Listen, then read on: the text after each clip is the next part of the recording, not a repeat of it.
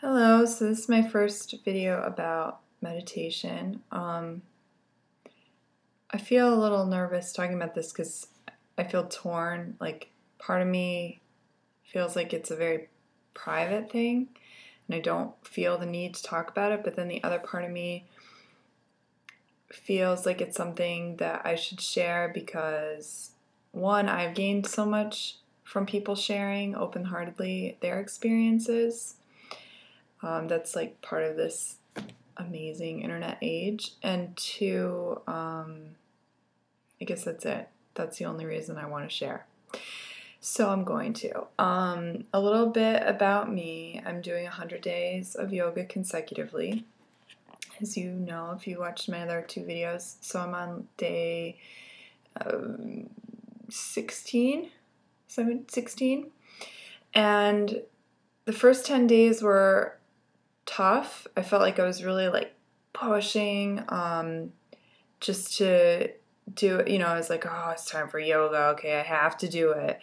And now it's just already becoming just something that I do. This is the cool thing about yoga that I love and why I'm doing this. Yoga, great, blah, blah, blah. Like, you get in good shape, it's detoxifying, you get your body in alignment, all those things are wonderful. But the thing that interests me about it the most is the fact that it lifts your vibration. So if you lift your vibration, and what I'm seeing is, and every time I do yoga consistently I see this, is your whole life changes, but not in I should, self-loathing kind of way, but in just natural, oh, I'm going to add this into my life. And, oh, this feels really good. And you get a better gauge of what's working for you and what's not working for you. And you don't really have as much room in your life for things that are just not beneficial. You have a better gauge on what is beneficial and you have less tolerance for things that aren't. So that is really cool. So for example, I've started, this sounds contrived, but this is the honest truth. I've started adding green juice into my diet. So a little bit of background. I've been working on eating healthy for years. So I was like this close to having green juice every day anyway. Like, for example, I have a juicer. So people's diets are going to change according to like what the next step is for them. I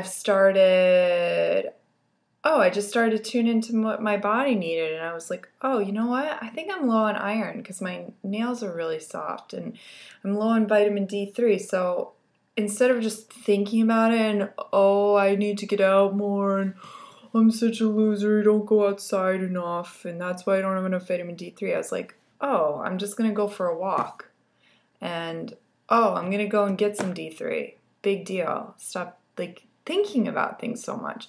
And so that's what I love about yoga too, is I feel like it gets me in my body more and less in my head, just thinking about things.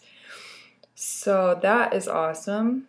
Digestion has improved. I feel like, I don't know how much I want to get into that, but my digestion has definitely improved. What else? Oh, but I started this whole video with the intention of talking about meditation. So have I done, last video I said I was going to do it every day for the next 10 days. And today is the first day that I started. And wow, meditating is so important. And even as I'm saying these words, I'm like, is it though? Yeah, it is. And it's so profound and so subtle. Why? So basically I sat down, I have a book, I'm going to share that book with you. Hang on a second. Okay, I just got the book. I have this book called Prayers by Miguel Ruiz, and he wrote The Four Agreements, which if you have not read it, I highly recommend. It's an incredible book. It's so simple, and so profound. Not simple to apply everything, but it's simple to digest and integrate. with waking meditation, mindfulness. So this book is so great, Prayers. I love it. And he wrote another book that I absolutely loved called Beyond Fear. And to tell you the honest truth, I think it took me 2 years to read that book with a highlighter and a pen, and it's really heavy. And so I kept picking it up as I felt like, I had digested what I had read the night before, but I could read that book over again today and feel like I've never picked it up just because it's like one of those types of books. So, today I read chapter 6, Inner Silence, and it started out by saying, so once you are still, you may be tempted to move. So this is before the prayer. He's just talking. Once you are still, you may be tempted to move, to adjust your body, or to get up to see what is happening around you. Use your will and do not move. Even if you feel a fly on your face, don't move, don't scratch. The only thing moving should be your lungs. If your will is strong, you will not move. If your will is strong, you will not move. I thought that was so beautiful. I mean, that is like nothing. Every single line in this is quotable, but if your will is strong, you will not move. There's not a lot of emphasis put on the will. And the will is such a vital, vital force because that is how the soul expresses itself, is through the will. And I feel that now more than ever, we need to work on our will because we don't really have to, we don't have to use our will a lot.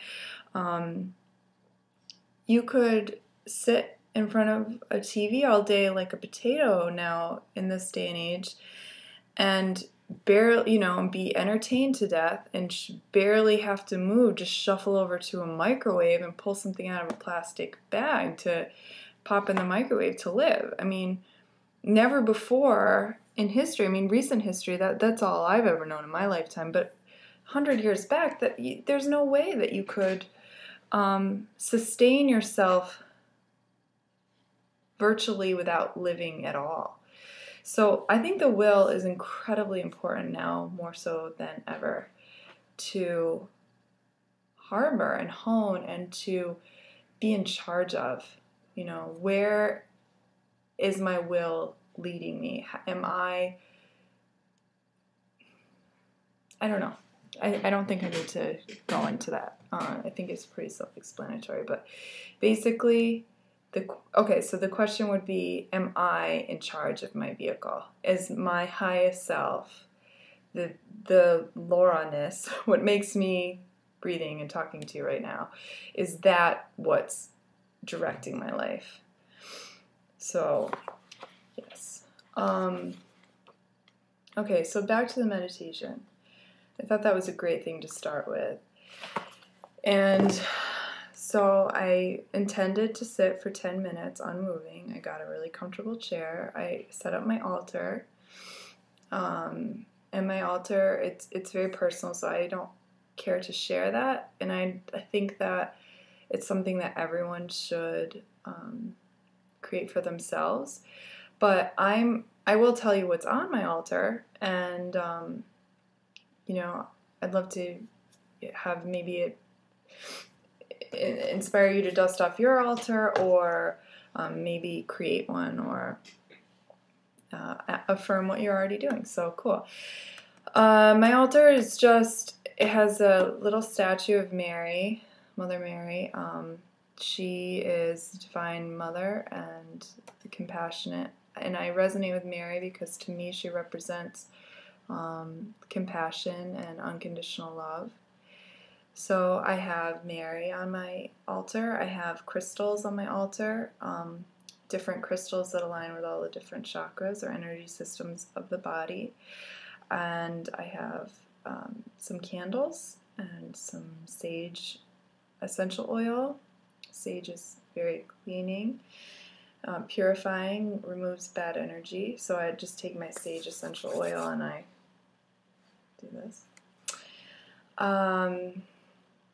So that is my altar, and so I sat in front of my altar. I got really comfortable. I lit candles, created a divine space around myself, and I just got really quiet, focused my energy. So with meditation, what I've heard, and I can now see that is true through experimenting with meditation, whatever you start out with doing is what you have to stay focused on. So if you start with your eyes closed, say, and focusing on the breath, that's what your 10 minutes, 20 minutes, 40 minutes, whatever is going to look like.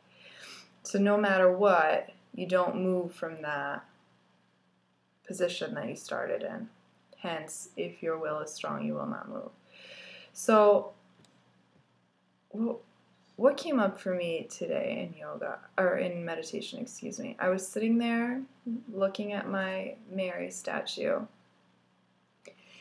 and I intended to sit for 10 minutes. I actually ended up sitting for 20 minutes without even realizing it, and I had the mantra. I was saying, it's a Sanskrit mantra, Aham Prima, and that means I am divine love, and I just kept repeating that,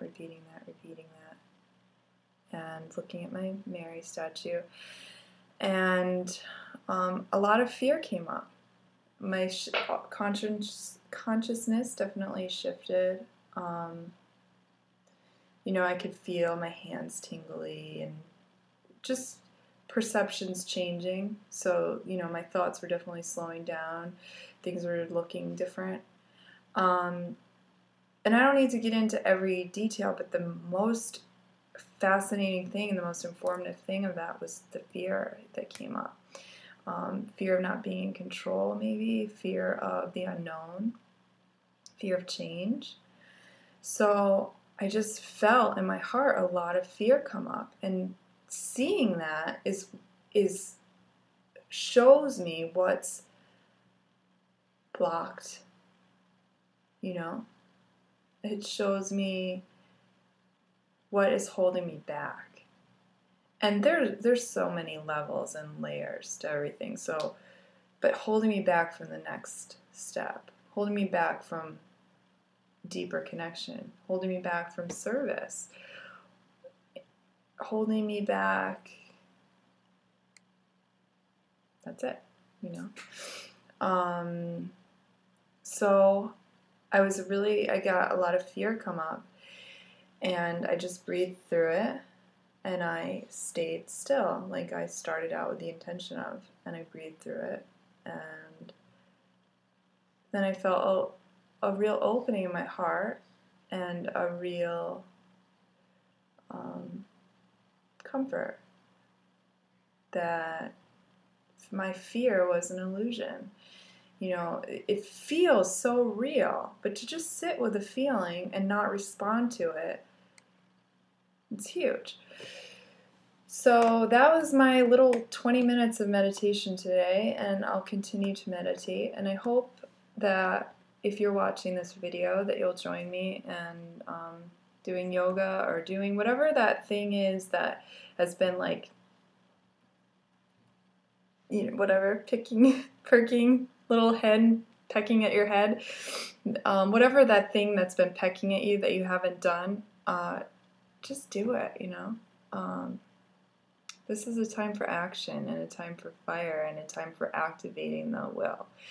So that's me on my journey and sitting on my little mountaintop for the day. No, but I share all these things with you from a very humble place, because I'm totally just on a journey and trying to apply these things that I've read about and learned about, and now it's time to apply them. So, thank you for watching my video, and